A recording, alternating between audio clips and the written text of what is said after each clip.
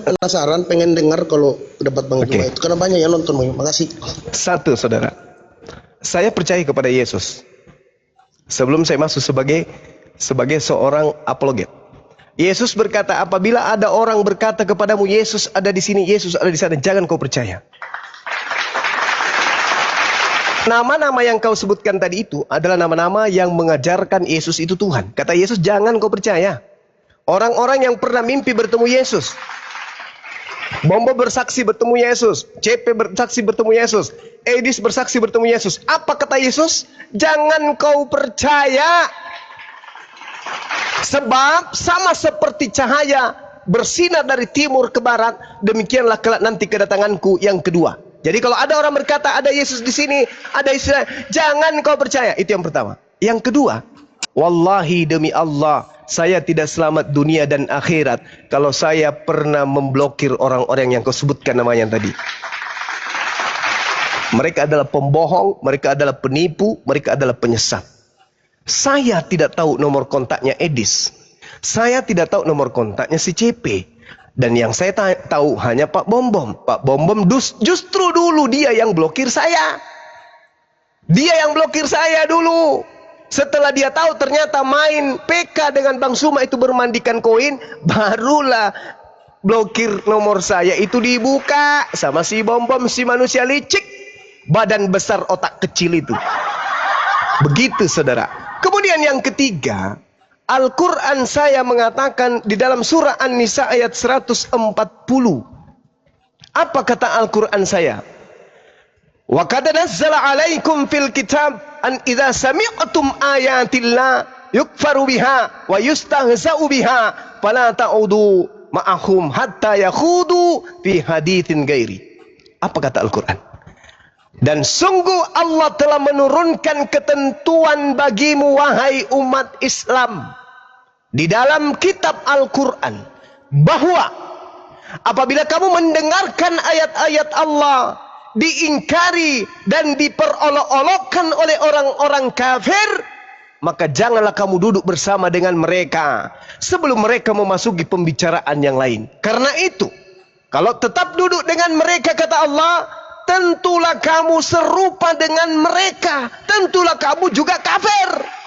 Saya tidak mau dicap oleh Tuhanku sebagai orang kafir, makanya saya tidak mau duduk bersama penghujat penista yang suka mengolok-olok Al-Quran. Saudara, siapa Bombom, siapa Edis, siapa si CP? Pakar Quran. Dia ngerti bahasa Arab, dia ngerti ilmu nahu.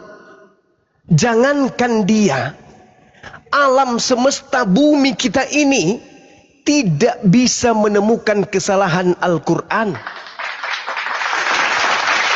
Kamu susun profesor, kamu susun orang yang punya titel, tidak akan pernah bisa kemudian menemukan kesalahan Al-Quran. Kamu tanya, kamu lihat Edis, apakah Al-Quran yang dia bahas? Tidak, hanya terjemahan. Kalau mau meruntuhkan kemudian ilmu Islam, kalian belum lahir Islam sudah runtuh. Bagaimana orang Arab, ahli syair, ahli bahasa Arab, bisa mereka melumpuhkan Al-Quran? Tidak, justru mereka tunduk setunduk-tunduknya sejazirah Arab menjadi pengikut baginda Rasulullah Muhammad SAW. Bahkan Barat hari ini sudah mulai kemudian mereka berbondong-bondong masuk Islam. Kenapa? Karena mereka belajar Quran, mereka meninggalkan Bible yang tidak masuk akal.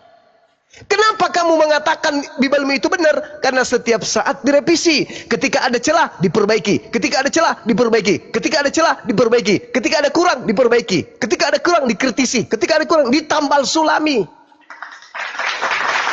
Ingat 2023, baru-baru kitab diterbitkan TB2 2024. Kitab kok gitu kali, firman Tuhan kok dibuat kayak ondel-ondel. Setiap saat bisa dikoreksi, setiap saat bisa dirubah. Apa itu namanya? Dari situ aja sudah ketahuan bahwa kitabmu keteteran, tidak bisa mengikuti perkembangan zaman. Itu bukti bahwa kitab saudara bukan firman Tuhan, tapi perkataan wartawan manusia biasa yang ketika kemudian sudah tidak selaras dengan kehidupan manusia, dirubah lagi, direvisi lagi, dirubah lagi, direvisi lagi. Hanya orang stupid, bodoh dan bahlul yang mau percaya buku seperti itu. Al-Quran, kapan direvisi Al-Quran? Ada 1400 tahun silam Al-Quran seorang diri Nabi Muhammad. Seorang diri Nabi Muhammad SAW meneguhkan hukum Al-Quran. Sampai hari ini tidak ada sedikit pun dunia yang bisa menundukkan itu. Dunia mana yang bisa menundukkan Al-Quran? Tidak ada. Amerika sebenci-bencinya Al-Quran, bisa dia menundukkan Al-Quran? Tidak bisa. Al-Quran masuk ke Amerika, tetap menggunakan original teks. Mereka tidak ada daya dan kekuatan menghilangkan kemudian original teksnya. Kami, bangsa Arab, di negara kami ada Islam minoritas, tolong masukkan Al-Quran kepada mereka, tapi terjemahannya aja ya. Tidak ada. Kata Tuhanku, inna nahnu nazzalna dzikra wa inna lahu lahafizun. Aku yang mewahyukan Al-Quran, aku yang menjaganya. Tidak ada kekuatan di atas muka bumi ini. Begitu kemudian orang barat ingin menghancurkan pengikut Al-Quran, ingin menjadikan kemudian pengikut Nabi Muhammad tempatnya, kotanya, negaranya, bangsanya seperti neraka, Allah membalikkan perkataannya, kotanya yang jadi neraka. Ayo. Jadi kamu katakan saya blokir. Wallahi, saya tidak pernah memblokir manusia-manusia kucluk seperti itu. Anda orang baru di TikTok. Si CP itu pernah kutunggu semalam-malaman. Sudah kita janjian. Mari kita diskusi. Janjian. Apa yang terjadi? Dia tidak datang dengan kebohongan yang bersangat-sangat dusta. Saya berapa kali naik ke komalnya? Berulang-ulang naik ke komalnya. Apa yang terjadi? Di-mute. Di-mute permanen, di-mute permanen, di-mute permanen. Itulah yang terjadi ketika saya ke sana. Itu yang terjadi. Dan saya juga sudah menyampaikan, dari dulu saya sampaikan, si CP, Kiamat, Edis, kalau mau berdiskusi ilmiah, kalau mau menunjukkan kebenaran hakiki, bukan cuma modal keluar-keluar, bukan hanya modal internet, bukan hanya modal copy paste. Mari kita ketemu. Kita offline, bertemu dengan Bang Suma, bawa semua kitabmu, bawa semua tafsir-tafsir yang kau punya, yang katanya kau ahli, bawa, kau bertemu dengan saya, di mana Anda mau. Kemarin saya ditantang sama RK, roh kematian, katanya mari kita ke Filipina, atau kita katanya main tandang, habis ke Kupang, saya ke Makassar. Saya bilang, no, jangan ke Filipina, jangan ke Makassar, saya datang ke rumahmu, di atas kelambumu. Saya datang. Apa yang terjadi? Tenggelam sampai hari ini, belum bangkit-bangkit. Ketakutan, minum sendiri kencingnya, dijilat sendiri ludahnya. Ada saya pernah takut berdiskusi dengan mereka? Nggak ada. Belum lahir Kristen yang mampu mengalahkan saya berdiskusi. Belum lahir. Belum ada. Belum ada Kristen yang mampu mengalahkan saya berdiskusi. Belum ada. Kenapa tidak ada yang mampu mengalahkan saya? Karena saya mendalami Bible. Mereka tidak mendalami Bible. Yang mereka dalami adalah perpuluhan. Bagaimana caranya orang-orang yang tidak mempelajari Bible bisa dipungut iuran perpuluhan setiap bulan. Itu yang diperdalam di agamamu, bukan Bible-nya. Coba tunjukkan kepada saya, ada nggak sekolah-sekolah yang khusus untuk mendalami materi tentang Bible? Mengkaji tentang original teksnya, mendalami tentang original teksnya, membahas tentang original teksnya, menghafal tentang original teksnya. Ada? Tidak akan pernah Anda temukan itu. Karena sejatinya tokoh-tokoh kalian tahu ini bukan firman Tuhan. Ini hanya upaya propaganda untuk mencari uang. Kau lihat yang Anda sebutkan tadi, bom-bom, misinya apa? Give, duit, hidup. Edis misinya apa? Give, duit, hidup. CP misinya apa? Give, duit, hidup. Itu misi mereka. Kalau saya nggak butuh duit, saudara. Saya tidak munafik. Saya nggak butuh duit, give. Saya nggak butuh pemberian donasi. Enggak. Alhamdulillah Allah memberikan rezeki kepada saya. Gak ada. Saya datang di tengah-tengah kita semua, tengah-tengah Anda semua, hanya untuk meluruskan akidah, meluruskan pemahaman kalian. Karena Al-Quran saya memerintahkan itu. Ud'u ila sabili rabbika bil hikmah. Perintahkan, seru manusia, ajak manusia. Innal ladzina amanu yuqatiluna fi sabilillah wal ladzina kafaru yuqatiluna fi sabilit tagut. Faqatilu awliya asy-syaitan. Inna kaida syaitan kana daif. Wahai orang-orang beriman, perangilah saudara-saudaranya setan. Siapa saudara setan? Siapa yang beriman kepada apa yang setan hadiahkan di atas tiang salib. Siapa yang menerima itu? Kalian harus diperangi, tapi bukan dengan kekerasan, bukan dengan senjata, diperangi dengan logika, diperangi dengan akal, pakai ilmu. Kita cerdaskan. Bagaimana mungkin Anda bisa menyembah manusia yang keluar dari liang kubur? Pencipta langit dan bumi enggak seperti itu. Yesaya 6 nomor 15. Tuhan maha tinggi, maha suci. Bagaimana mungkin dikatakan maha suci? Dia datang menjadi mayat, menjadi bayi, orok, pipis di celana sendiri. Tidak mungkin, itu mustahil. Tetapi ini bukan mengatakan bahwasanya Anda harus menjadi Islam. Enggak. Islam tidak mengajarkan itu. Islam hanya mengatakan seru mereka. Ketika mereka ingin mendengarkan, silakan dia dengarkan. Ketika mereka ingin mengingkari, silakan dia mengingkari. Tidak ada paksaan. La ikraha fid din. Anda mau masuk Islam hari ini, besok masuk Kristen lagi, besoknya masuk Islam lagi, Kristen lagi, Islam lagi, Kristen lagi, sampai Anda masuk di kubur. La ikraha fid din. Silakan.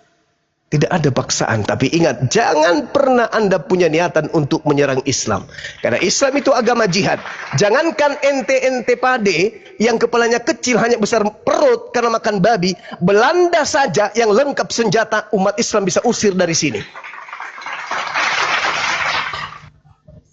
Itu. Jadi, jangan Anda pernah bermimpi. Jangan pernah bermimpi. Ya, kita harus perangi. No, kami tidak akan pernah memberikan langkah belakang. Kita akan selalu berhadapan. Islam itu agama jihad. Kenapa Indonesia disegani oleh bangsa asing?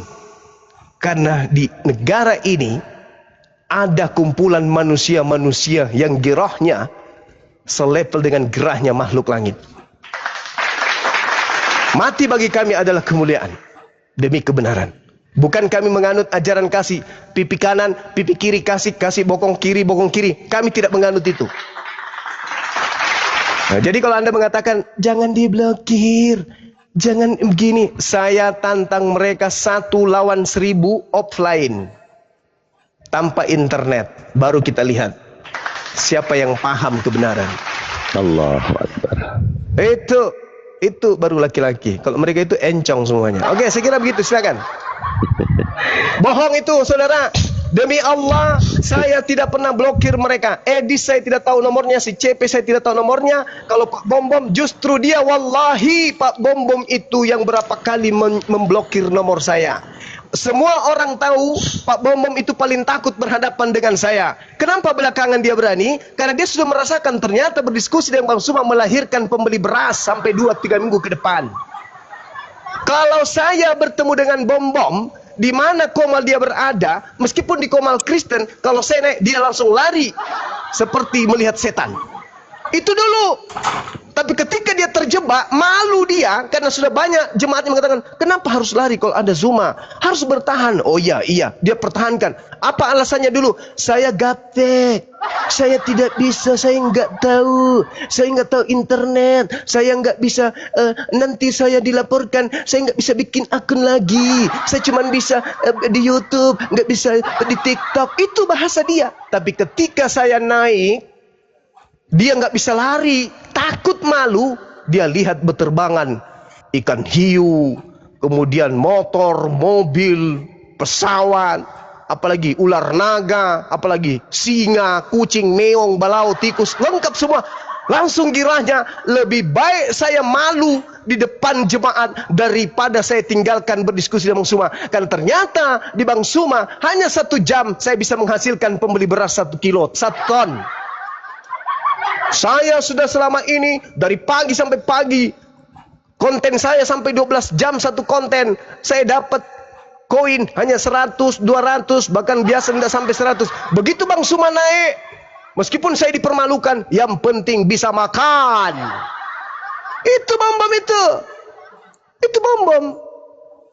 Jelas itu kalau si CP dia itu sudah malu. Ku permalukan. Karena sudah dia tantang saya tunggu berjam-jam, tidak nongol-nongol. Kemenangan ada sama saya. Kalau Edis, pertemuan saya terakhir, apa? Dia sengaja di tempat yang gelap. Teman-teman semua masih ingat. Dia nggak pernah lepaskan kacamata. Kenapa? Karena dia selalu lihat di data-data internet. Itu dia. Kenapa dia tidak mau kemudian offline? Kalau dia hebat, offline dong. Seperti Bang Suma dong, offline. Oh, kamu kan pakai masker, silakan kau pakai helm. Helmnya kau balik ke belakang. Yang penting kau ketemu offline dengan saya. Saya tidak butuh mukamu, saya butuh isi kepalamu. Kau ketemu dengan saya, silakan kau pakai masker, saya pakai masker, kau pakai helm. Helmnya kau putar ke belakang. Biar mukamu tidak kelihatan. Yang penting isi kepalamu bisa kau uraikan. Itu baru laki-laki. Ini menghujat agama orang, tidak pernah buka kamera. Si CP. Hujat di mana-mana, si Kiamat hujat di mana-mana. Sofiatul Inja Al-Quran tidak pernah buka kamera. Agama apa itu? Penganut agama apa itu? Kalau saya kan jelas, saya pakai masker, muka saya kelihatan. Kelihatan di mana-mana, saya kemana-mana. Bang Suma kan? Bang Suma kan? Orang sudah kenal. Bukan karena saya takut sampai sama kalian saya pakai masker, enggak. Karena giginya ompong 3 nggak ada. Itu ajanya. Saya kira begitu saudara. Sampaikan kepada penggawa-penggawa kalian. 1000 mereka berjejer. Bang Suma 1 sendiri datang. Yang penting offline. Di tempat mereka di mana? Di Manado boleh. Di Medan boleh. Di Kupang boleh. Di markas kalian. Tapi syaratnya jangan sampai ada ribut. Jangan sampai ada kisruh. Karena jangan sampai negara kita ini kacau gara-gara ini.